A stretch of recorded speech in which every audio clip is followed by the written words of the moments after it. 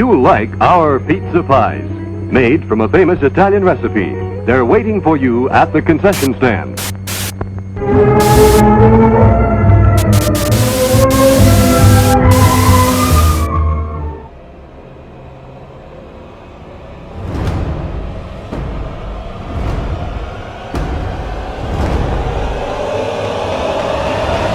Happy 2020, and you know what the best way to celebrate the new year is? By ignoring it completely and just talking about everything that happened the last year instead, because the future is scary and we hate change. So here's the top whatever 2019 list. I could stress out about how better each movie in here is than the others, but frankly with how different a lot of these movies are from each other, I can't really judge how better some of them are from others. And really, I don't have a favorite movie from 2019. So nothing in this video is going to be ordered. I'm just going to talk about them in whatever order I feel like. This isn't so much a ranking as it is a vague listing of whatever movies I like this year and want to talk about. But because of clickbait rules, I'm going to call it my top whatever films of 2019 video. You've all been lied to and I'm not going to apologize. Anyway, obviously I haven't seen everything that came out this year, so if I haven't seen it, obviously it's on the list. Also, for something to qualify, it needs to have actually come out this year. Sounds obvious, but there are cases of something that had a release somewhere else in previous years, but only got here now. So yeah, those kind of blow the line, so I'm just gonna take them out of this too. Well, let's get started.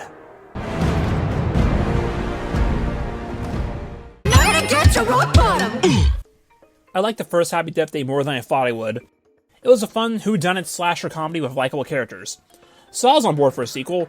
This time they wisely ditched all notion of it being a horror movie after the first 15 minutes. They realized that they can't really do that twice narratively, so they instead leaned more into a sci-fi storyline and explaining how it all came to be in the first place while playing with multiverse theory. Ryan actually gets some development this time, whereas last time he was just a comic relief. And by going with a multiple dimension storyline, it gives Tree the moral dilemma of whether or not she should go back upon learning her mother is still alive in this timeline. Also, the montage in this one is better than the first movies. This movie is just a lot of fun if you go in acknowledging it isn't trying to be a horror movie. That was, from what I could tell, the biggest point of contention with this movie. But yeah, I liked Happy Death Day to You. Next.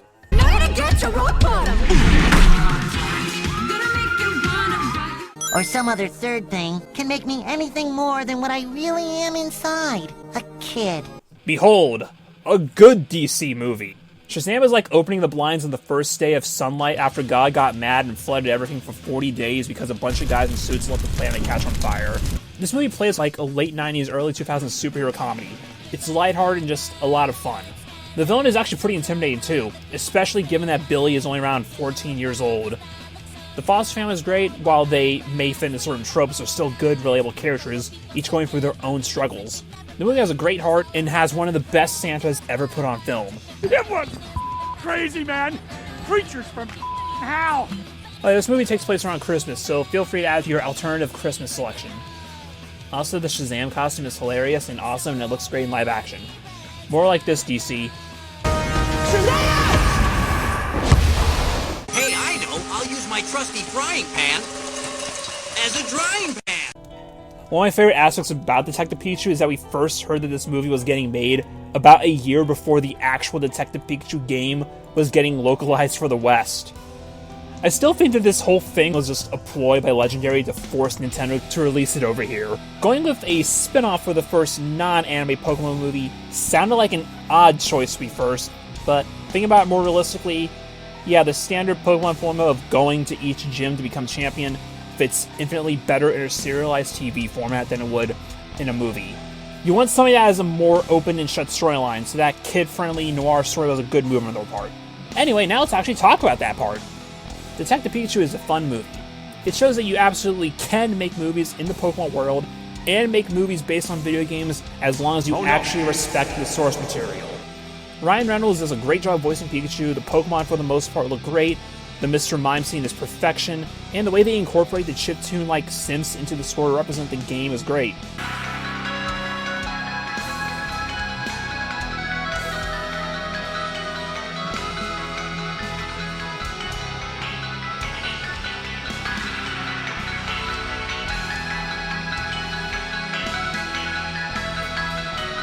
one of my favorite parts of the movie is the ending credits roll that pays homage to the games in the manga of all things. Also, the big villain plan reveal is stupid and ridiculous, and I love it. Destroy us all! Destroy us all! Destroy us all! Clown Movie 2, Electric Boogaloo. Is it as good as Part 1? No. Did anyone expect it to be? Not really, it's the adult half. Most people seem to like the kid half of the book more anyway, so most people had lower expectations going in. Is it long? Yeah. Did it need to be? Probably not. Did I still like it? Yeah. The movie's plot kind of feels like a video game. I could totally see a late 80s NES game being based around it. Each loser has to go on a level to find their MacGuffin and fight Pennywise or a leper boss at the end before heading to the well house and fighting the final boss. Someone get on that homebrew cartridge! The main issue is how repetitive the movie can be and how some of the jokes don't land and ruin the tension.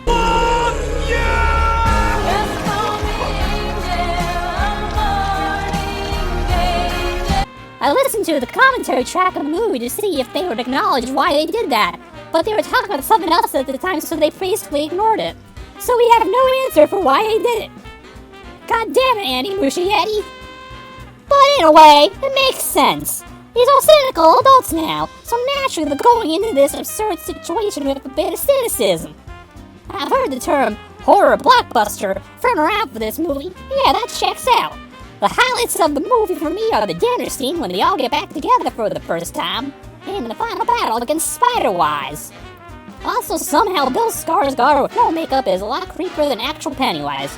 What the fuck?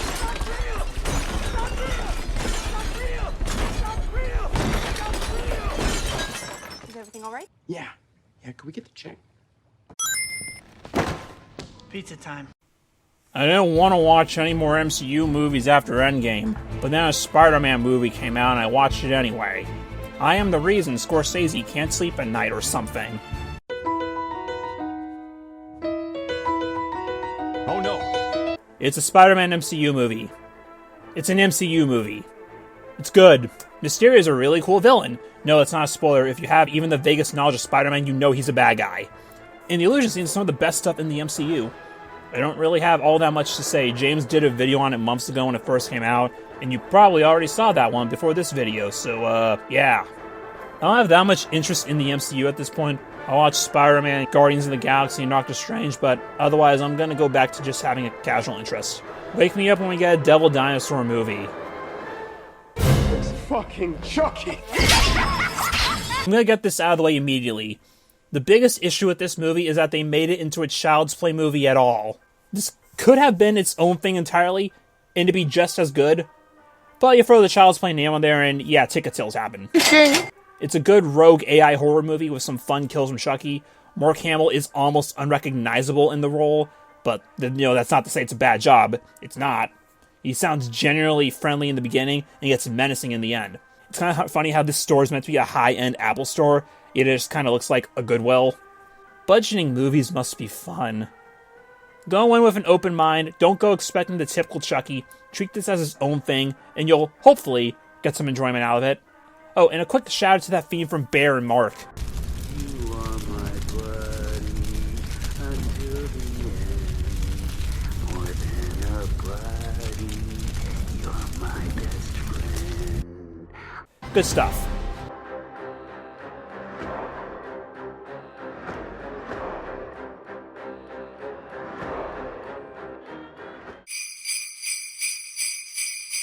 This movie is absolutely beautiful. Some of the finest 2D animation you'll see on a theatrical level in this day and age. Oh, and the movie itself is good too, if a bit predictable. You can get an idea of where it's going pretty early on, but it is like the 2,587th Santa Claus origin movie and the 893rd movie to have this kind of a main character. You kind of expect some repetition here and there. This is a new Christmas classic in the making, it's heartwarming and gets you in that holiday mood. Add this into your holiday rotation and watch for the family. I'm assuming you all have Netflix, right? It's great and deserves all the support it's been getting. Go watch it. Except not right now because it's January and Christmas is like another 11 months away. You know what I mean. Next.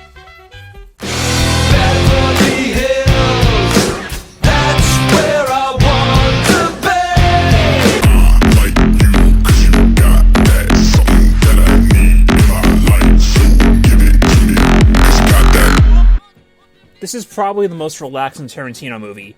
Well, as relaxing as a Tarantino movie can be, anyway. So what's the plot? Leo plays Rick Dalton, an actor hitting a slump and trying to reignite his career and prevent himself from becoming a washed-up has-been. Brad Pitt, Mr. Gargantua himself. I remember seeing a film called The Gargantuas, I believe. And it was the good Gargantua and the bad Gargantua. At the end of it, the good Gargantua had to sacrifice himself to defeat the bad Gargantua and rid the world of evil. Plays his stunt double. Not his own stunt double, Rick Dalton's stunt double. And he just kind of vibes his way through the whole movie into your heart. Also, Sharon Tate is there.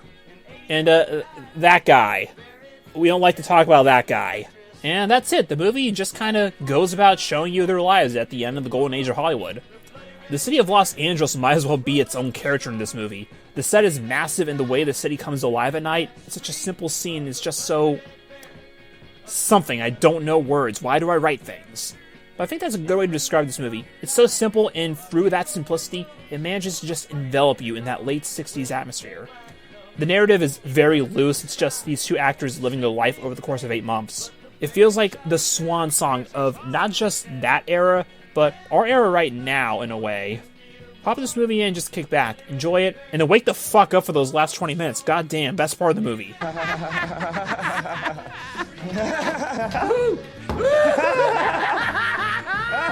to the living room. What is going on, huh? Is that a monkey? He's got a gun! Gamers! Yeah, the clown movie. You guys notice how there were 2 R-rated Warner Brothers clown movies released within a month of each other? Both of which were relatively low budget and performed over double those budgets with legions of fans who dress as the characters and quote them all the time? You know, that really says something about our society, right? Gamers! Gamers! Gamers! I like Joker. Everyone and the mother has either praised the hell out of it or ripped it to shreds by now. I don't know what else to say about it that hasn't been said yet, so I won't say anything and will just make you watch this shit instead. Can I get 1 Big Mac, a Frosty, 17 fries, a chocolate pie, and onion rung? Sir, this is in and out. What? Can I get to number 9? No. I want I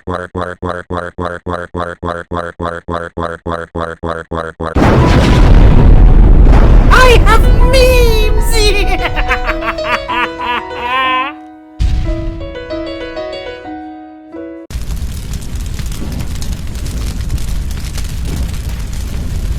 There's still more movies in this list, but since I'm not ordering this, I don't really know where to put the honorable mentions. So, here you go. Slide in here. Dolomite, as my name came out on Netflix, it was really good showing the making of the Dolomite movies in that Ed Wood style. Good watch. I saw Alita Battle Angel. It had lots to like, but it kind of lost me in a few places. Still good though. I'll probably give it another watch. But yeah, if you're interested in it, definitely check it out. Dr. Sleep was going to be one of those love it or hate it kind of movies just by nature of being a sequel to one of the most beloved horror movies ever made. I personally enjoyed it a good deal. It doesn't so much feel like the sequel to The Shining to me as it does the second or third sequel to The Shining. It's pretty far removed from it tone-wise, but still good. Uncut Gems I literally just saw, and it does deserve a Spawn list, but I don't really have too much to say other than it's just really damn good. Best movie Sandler's ever been in. That includes Punch Drunk Love, just so we're clear. Then there were the 2 Nickelodeon movies, Rocco and Zim. Great stuff. Rocco is my favorite classic Nicktoons, so I got more out of that than Zim. But Zim was also very, very impressive and a hell of a good time. Okay, back to the list. Maybe, I don't know, can I put an ad break here? Maybe, I don't know.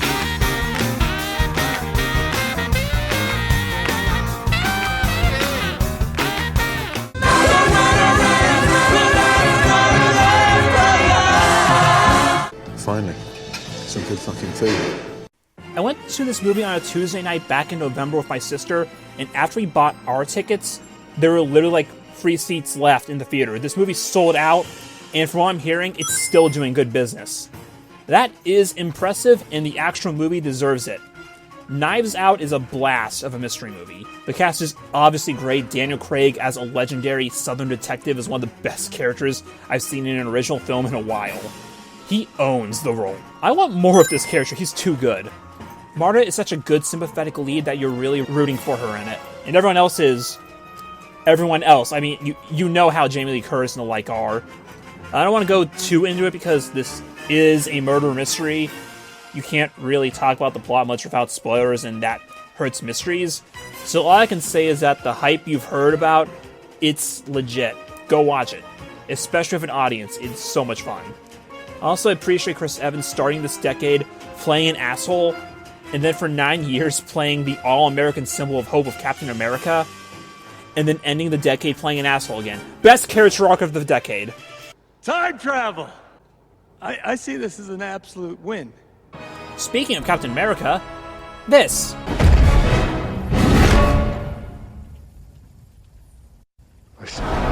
The highest grossing movie of all time. You've seen this movie, I don't need to talk about it anymore, it's Avengers Endgame. Everything that has been built up for 11 years was paid off here, and successfully. That's it, it's Endgame, okay, bye.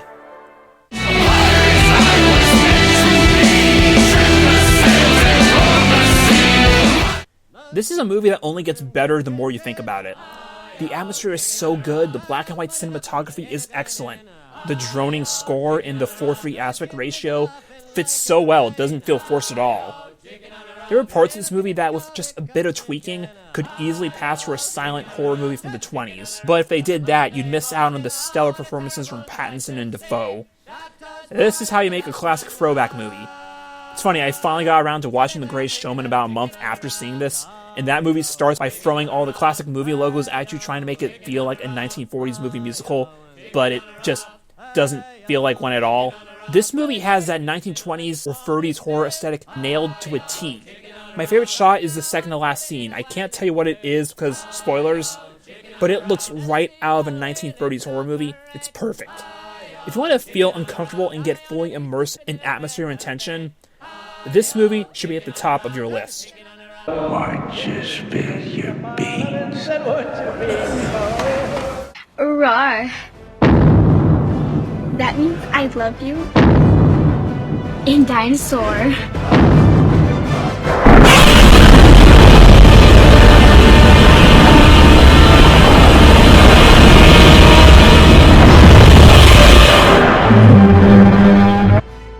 Fucking duh? Alright, well, before we finish this list, let's acknowledge everything that has come before this. The decade is ending, so how about we have a little bit of a celebration of that? Here you go!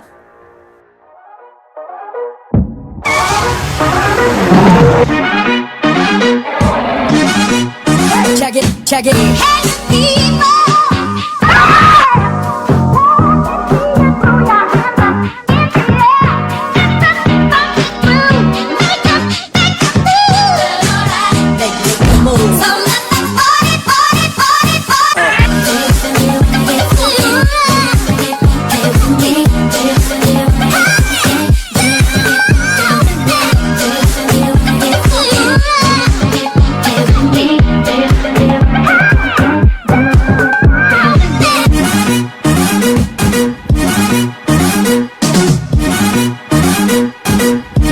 Comes the thunder! I got the fever, beat it, pumping up, roll me a ringleader, mad party bleeder, make this what a story.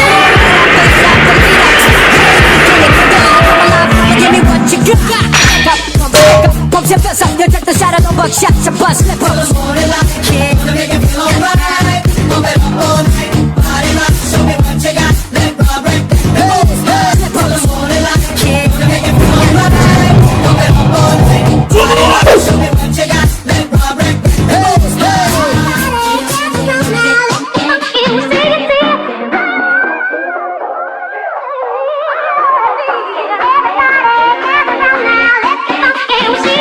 Do you wanna get up?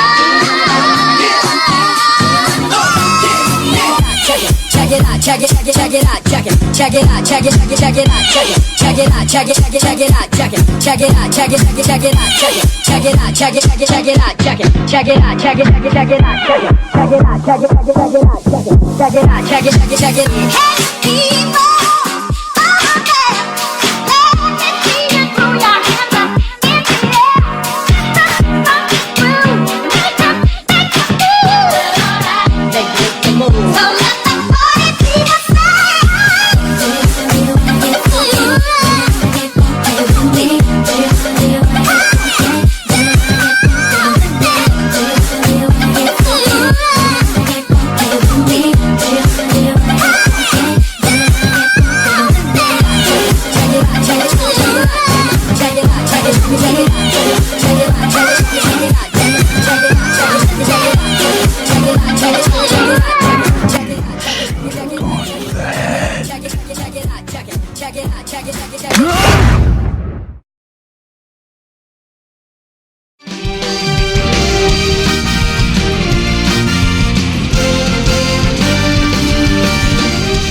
Bong, you crazy bastard, you did it again.